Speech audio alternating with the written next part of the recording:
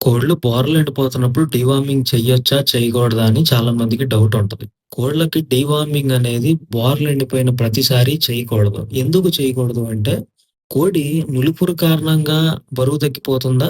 లేకపోతే vital organ cells damage అవ్వటం వల్ల బరువు తగ్గిపోతూ, బరువు ఎదగకుండా ఉంటుందా? అనేది కన్ఫర్మ్ జేసుకోవాలి.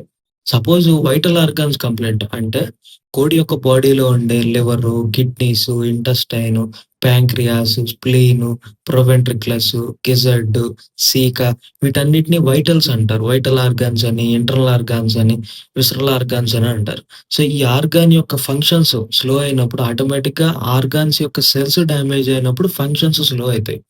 సో, ఆ ఫంక్షన్స్ స్లో అయినప్పుడు ఆ కంప్లెయింట్‌ని కంట్రోల్ చేయటానికి మెడిసిన్స్ వాడాలి. అలా కాకుండా నులిపురుగు మందు వాడితే ఆల్రెడీ వైటల్ సెల్స్ డ్యామేజ్‌లో ఉన్నాయి.